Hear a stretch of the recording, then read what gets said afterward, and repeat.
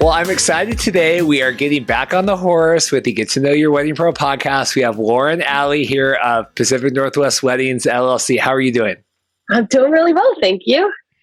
So this is exciting, not only because I like to meet new vendors outside of Washington, but you also kind of have a unique, I guess, vendor type, right? Wedding directory online, platform that way. So I'm excited to talk through everything.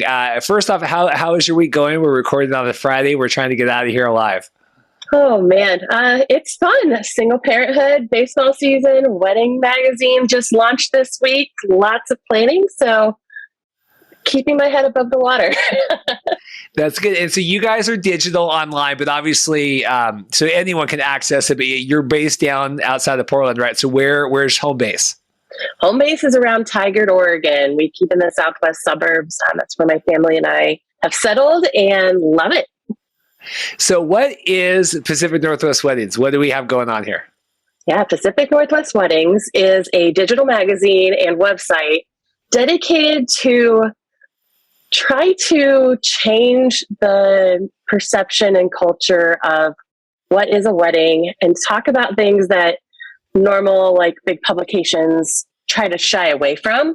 So we talk a lot about money management. We talk about things that are sometimes taboo, but these are real conversations that need to happen, especially when choosing your vendors, because weddings, as you know, are not inexpensive. And getting to know your vendors and getting to know who you're spending your time and money with becomes more and more important as you go along, which is kind of fun. Well, it's so hard with the weddings in general because people go in so blinded, right? They have no idea what anything costs. They think it's going to be, $8,000. It's $80,000. I mean, not really, but it is the weirdest thing where, I don't know, you're told, right? Like you can have the wedding of your dreams, anything you want, this is your day, but then ultimately there are financial limits and restrictions. So a lot of you can't have everything if you want it. Yeah. And that's kind of why this all started.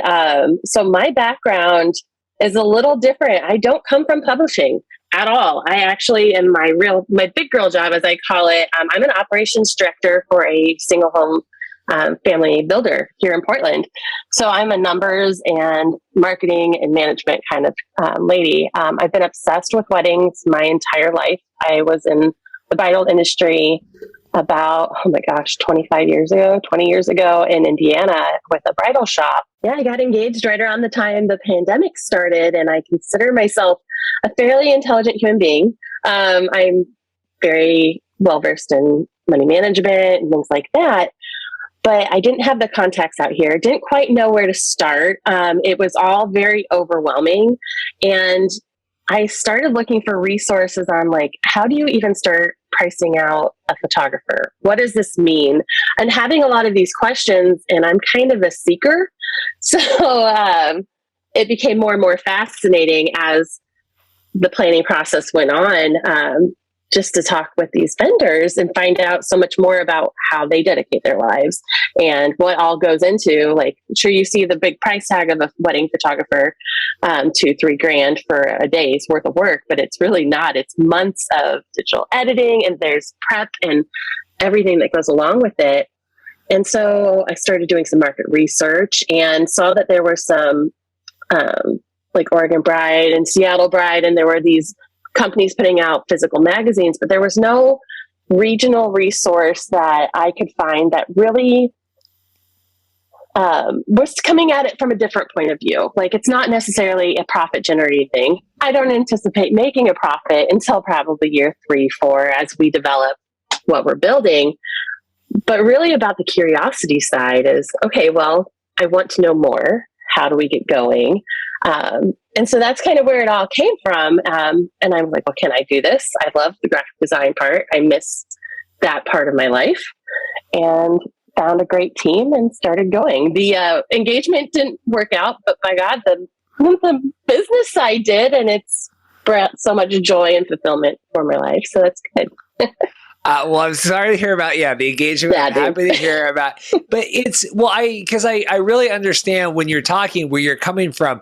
I am involved in I'm on Wedding Wire and the Nod, and obviously we know Seattle Bride, and I think there's Pacific Coast Weddings in Portland, whatever. I don't know of any of, and not that it's a bad thing, but I don't know of any that aren't super profit driven. Like that is what they're, I mean, even Seattle Bride, like if you don't pay to be on their directory, you are not featured in things. You're not, they have like their best of Seattle, like you are not in that if you do not pay for it. Where, trying to look at it from the other side of just being a helpful resource. Like I said, it's not bad to be profit driven, but it does create a conflict there sometimes when you're trying to give resources out.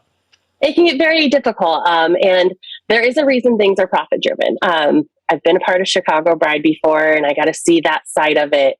But again, the entire wedding industry was completely thrown off kilter. And so, especially as we're building and trying to figure out what we're doing and where we want to spend our time and effort, because it is a passion project. I have a full-time job. I do have two wonderful women that help build this into what it's becoming, but really not limiting it to the people that are paying thousands of dollars. We're talking like $200 for the year to be in the directory, and then we send prompts as we're building our content for quotes. And if they have anything to say about the subject, reach out. Like, we want to hear from you. We want to hear what you have going on. And we're just trying to do our best to build that community and that trust and go from that point on to have this resource that couples can actually come and ask a question. And we have this amazing resource to say, hey, we have these couples. And I've heard time after time, they want to know more about why does it take 3 months to get wedding photos back, like these kind of things, and kind of demystifying the whole process. And that's every little part of a wedding, everything that goes together for these celebrations sometimes can seem a shock if you don't know what all goes into them. And the people that are living this day in and day out, every weekend is somebody's biggest day. They have a lot of information and a lot of perspective that needs to be heard. Well, it's so challenging because everyone does it different, everyone's price and everyone's workflow and everyone's like, so trying to even get market, like what is the average of this stuff? What do I need to be looking? It's really hard because like I have videographers that say, if you get your wedding in less than a year, I'm doing a good job, following your wedding date. And you're like, okay, well, is that normal? Like, I don't know. I don't know if I'm a bride or groom or someone trying to plan the wedding, I don't know where I fit in that. And knowing how to have those conversations with the people that you're giving your money to. A lot of people are afraid to ask questions, and that's not me.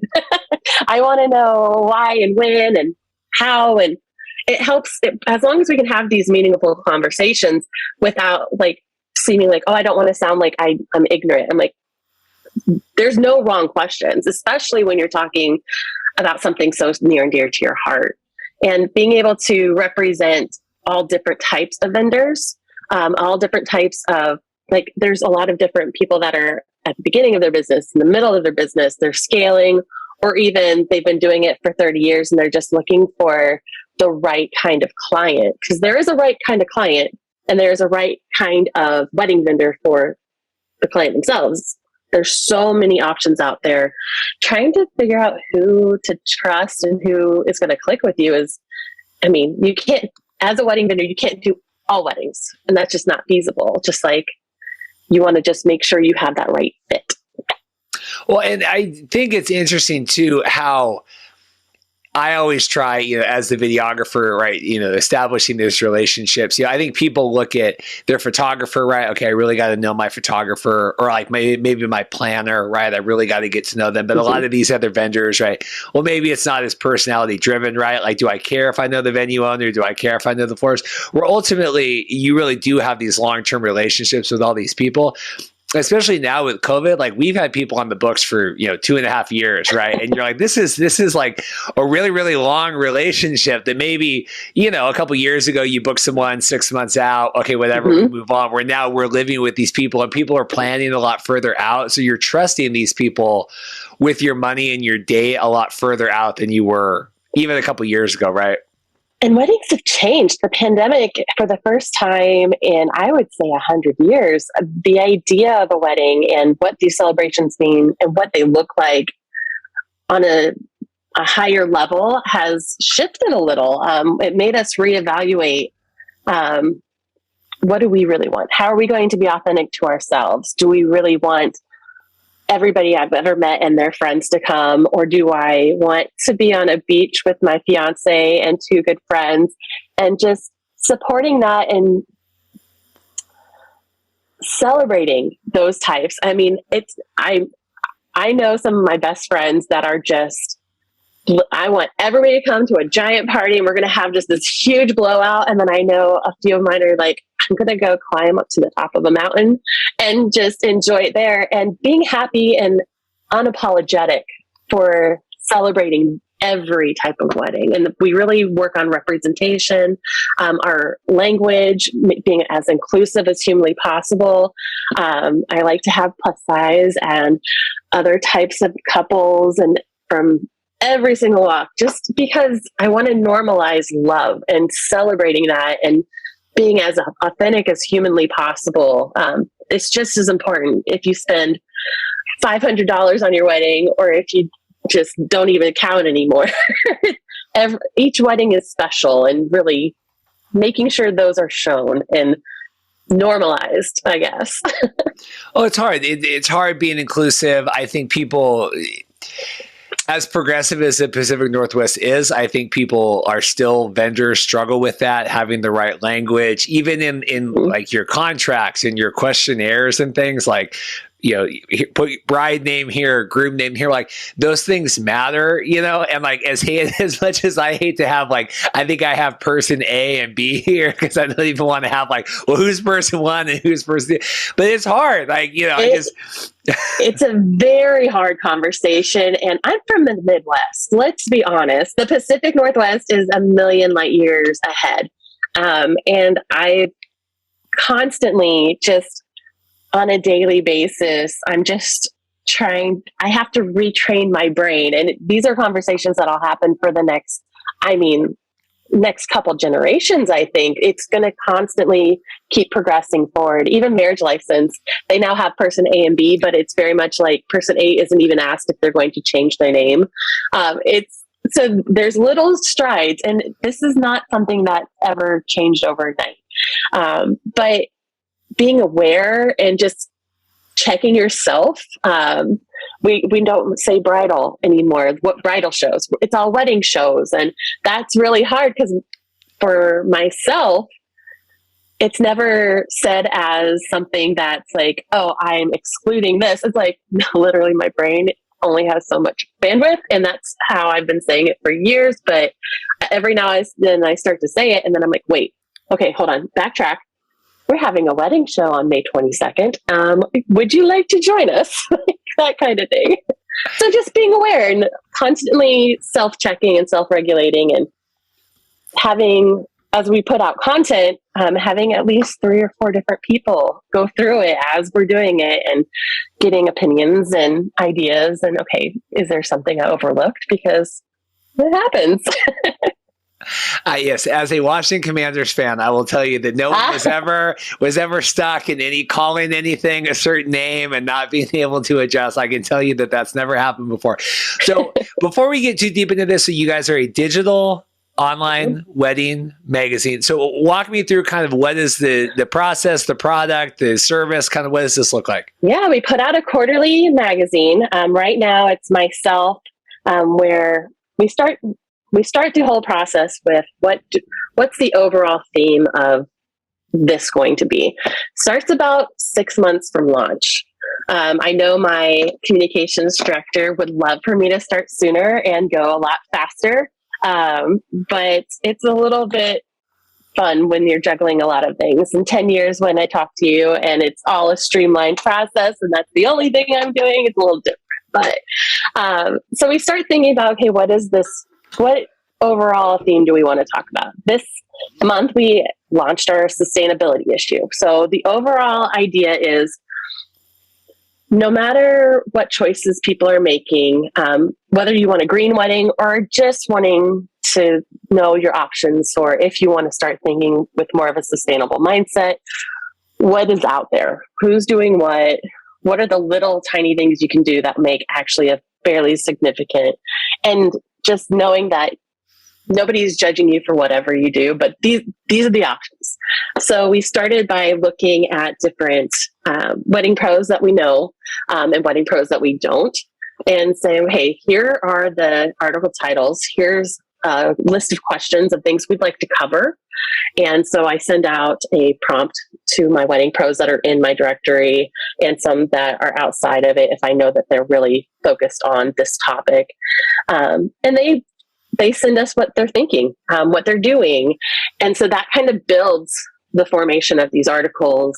And then we go from there. So I'm not a writer, as you can tell. I write like I speak. It's pretty intense. I like bullet points. I like getting down to the nitty gritty. And Carolyn Pruitt is an amazing communications director. She helps clarify the voice. So you'll see her. She's in a lot of my bylines because she helps put that forward, as well as Beverly Luke, who's actually my social media director. She keeps me relevant, if that's the way to say that. She's absolutely wonderful, and she's constantly reaching out to people, and they're just a great team because whenever they see me getting a little overwhelmed, they tend to focus me and pull me back into the right direction, which is great. But yeah, we build the article, Etsy Obsessions. We find things that are based out of the Pacific Northwest and get their products that they're offering. We focus very much locally. We also have a conversation starters section in this magazine because we've been going to the wedding shows and we're meeting these amazing people who are doing crazy things like llamas, wedding llamas. First off, lost my mind when I saw that, and just why and how did you even start thinking about this? What does this look like in the wedding? And you'd be amazed at this conversations you can actually start when a group of people that haven't been together for 2 years might not know each other, and they see a llama dressed up in a top hat and a bow tie, and you can't help but just, seriously, did you see the llama? So it's very organic. How about that? That's kind of how these things come together. There's technical aspects to it, of course. I like digital editors. I love working with new technology and trying to figure out what all we can be. I found some great resources with FlipSnack. They offer flippable catalogs and magazines that you can actually embed video into. So Wed Talks is something that's coming up in the next, I would say, 6 to 9 months. I think TED Talks for weddings, kind of a topic that a wedding pro is very passionate about, that people might have some mystery around. They're going to be explaining from their perspective how that works. We are launching that at that wedding show on May 22nd, and we're starting this whole pilot program and seeing how it goes. So what kind of feedback are you getting from, I guess, twofold? I want to hear what do vendors like about being, asked, prompted, being involved in this, giving their insights? Because I think that's important too, right? I think vendors like to be able to feel like I'm able to impart my knowledge or my whatever. And then obviously, what are you getting from the couples that are partaking in this? So from the vendor perspective, everybody's, especially this year, time poor. They don't have time to sit there and write and blog and things like that. So when we try to make it as easy as humanly possible, when you sign up for the directory, I actually review all the social media, the website, and I build a draft of the listing before. They don't have to fill out any forms other than basically telling me what areas they're in to code it for the directory. So really getting an outside perspective. So the whole point is to try to save everybody as much time as possible, because nobody has extra time, especially as we're getting ready to go into the busiest season that the Pacific Northwest and anywhere has seen in the last 30 years. I think that's what they were saying, which is insane. From a couple standpoint, especially when we're talking about budget, and as I'm talking to people at wedding shows, being able to see couples like them in a magazine, in print, is something that I'm getting a lot of positive feedback. Everybody I've polled on the quality of the digital magazine and the content is very impressed, and they can't believe we put it together with 3 people. And I'd love it to be more eventually, but we take a lot of pride in the time that goes into pulling together the content. And is this, you said you didn't have a print background, so is this self-taught? I mean, how did you come about figuring out? So digital, I have an education from the Art Institute in Chicago. It's all around merchandising. It's all self-taught. It's my decompression time working in graphic design. I've been doing it for years for small businesses, especially growing businesses. I find that I love working with people that are just as passionate about what they're doing as I am, especially when it's things that they love to do and it's something they're taking a chance on. They just want somebody to take a chance on them as well. So I tend to partner up with those people, logo design, things like that. I mean, I've always run businesses, so I've always had to do everything. And when you have your own business, it's like you're cleaning the toilets, you're doing all the glamorous stuff too, you're meeting people at shows, but you're also doing all your own marketing. And it's been just self-taught over the last, I would say, 20 years. But yeah, I started taking up, I have Allee Design Studio. I've been doing that for about 10 of those years, just partnering up with small businesses. But for the magazine, I've made catalogs in the past, things like that, but never at this scale. So it's a fun challenge. It definitely keeps me up at night sometimes because I'm a perfectionist and I have a very particular eye when it comes to design.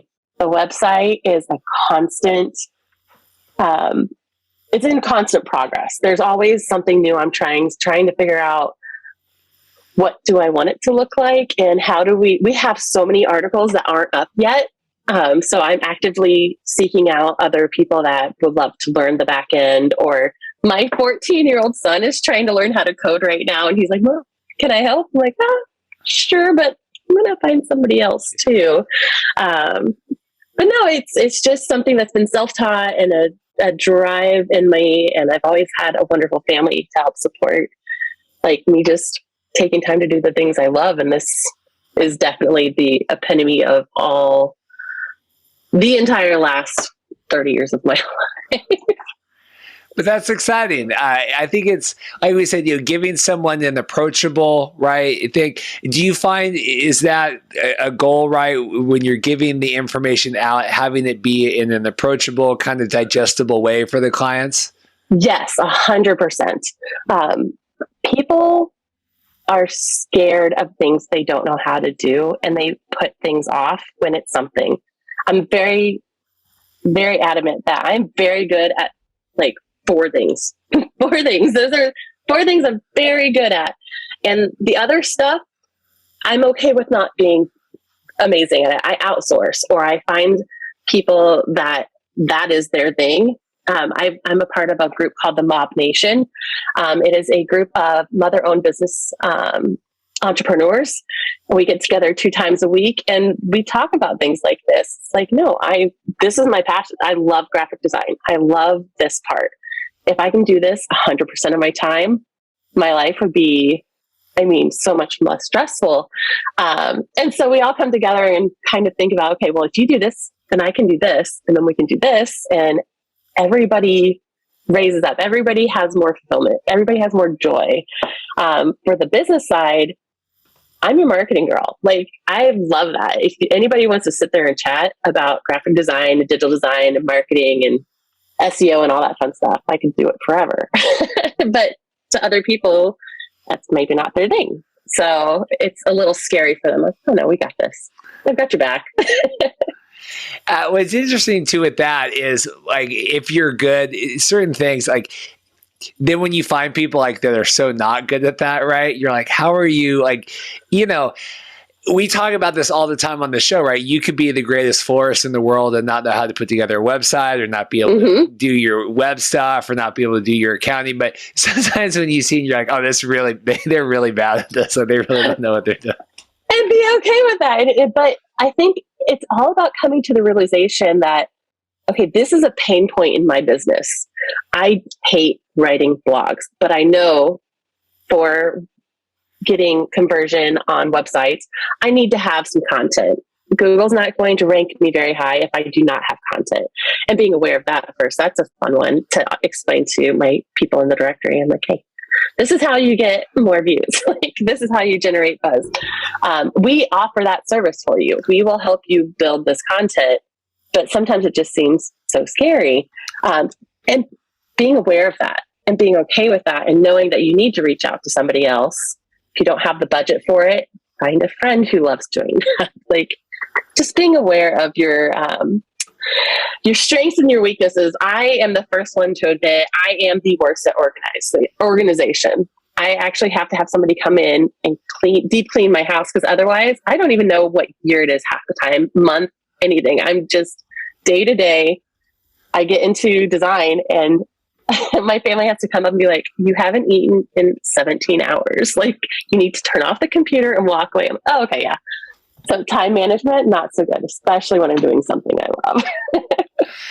So I'm looking on here, I'm looking through the directory here. So obviously, right, you have the client-facing digital, wedding magazine, but then you also have the directory, right? So if you're vendors, so if you're listening, if you're a vendor wanting to be involved in this, you have a nice page here, your website, all the kind of stuff you want. I like that you do the licensed and insured, right? Very important. I'm involved with a lot of online wedding groups that this will be shared in. Also that, that you're not allowed to be in unless you're licensed and insured, something that's overlooked a lot, right? There's a very good reason for that, to be licensed and insured. And if they're not, that is the first warning flag, that they might not have thought about the business the way they should have, or they're not as serious about it. Because there's a lot of people getting into the industry that might not necessarily think of it as a business, but more of a hobby. And that can be dangerous when you have people canceling. And I'm seeing that a lot in the wedding groups, sadly, that my something or other canceled last minute and I'm scrambling to find somebody. Like, you need to vet. Don't go just off of price. You need to vet your vendors. And we start that process by asking if they're licensed and insured and verifying that, and then asking how many years they've been in business. And I get a pretty good sense as we're doing the marketing overview, to build the listings of what their page looks like, what information they have. And if they're missing something important, I'm the first one to point out, like, here are my suggestions. Like, here's how you can help convert the people. Because the hardest part is getting them to even know you're alive. And then going from there is like, okay, how do you build that reputation to make them want to trust you? Well, and I guess the license and insure thing, I think people, whatever, like you said, it talks about their level of focus on their business, right? The commitment of care. And, it's so easy to do that, right? To get a business license and to get it, like, it's not a challenging thing. But, like we were talking before, when you're booking these weddings, I have weddings at end of 2023, and it's like these couple, like, they're trusting you to be alive and be there and be, and that's what I just don't think people get. I just literally before we hopped on here saw a photographer was looking for a videographer. Last minute, canceled tomorrow, $800 budget. It's like, I couldn't imagine why that person ever would have, not followed through and been there. Like, it's probably because you weren't paying them enough. They felt worthwhile that they wanted to stick around and honor that day, Yep. So if people want to be involved in this, so if your business, you go to pnw-weddings.com/list your business. Pricing, anything with that? How does that work to be as a vendor? We just changed our pricing. So we have two different levels. There's a base level and a collaborator. At both levels, you will get the prompts when we're sending out for content. So the base level is, I believe it's $199 for the year. It's for a whole year of listing, of constant contact with me, access, things like that. It literally helps fund making this possible. Each issue as we produce it and the technology behind it, sadly costs money. I've been funding it out of my pocket. I know it's not going to be profitable for a very long time, and that's okay. But we're making it work. The collaborator level, I believe, is at 600, and it's for the year, and you can break it out into monthly payments. And that is basically where you get a lot of social media sharing. You get a lot more, the listing is actually a lot more developed. So it's basically like your own landing page for your business. We have feeds to your social media. We also have sidebars for people who help contribute to writing. So that's at all levels. If you're contributing content, we're adding your sidebar to your listing. All the articles that you're involved in are going to be at the bottom. So everybody can link through and see, now, oh yes, Sam Starnes Adventure has written for Pacific Northwest Weddings 4 different times. Here's all the contact information, and really working on those backlinks and the marketing channels. Yeah, I mean, and I'm looking on here with Alston Mayer, I can never say Alston Mayer. I know. Ashley, she's been on the show. It really is.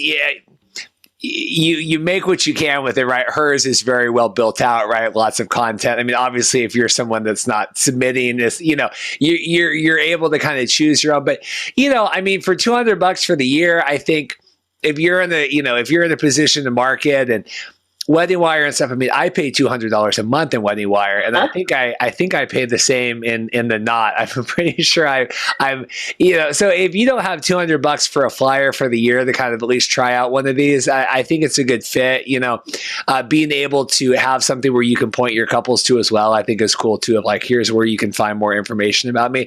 I just think existing outside of your own website is very important, right? Yes. That's why I hate Yelp, but I'm on Yelp, right? Like we are like Better Business Bureau accredited just because I used to do a lot of work for them. But also I think like just when you're able to see people that you're hiring to name other places and just their own website, I think it's incredibly helpful to establish that trust.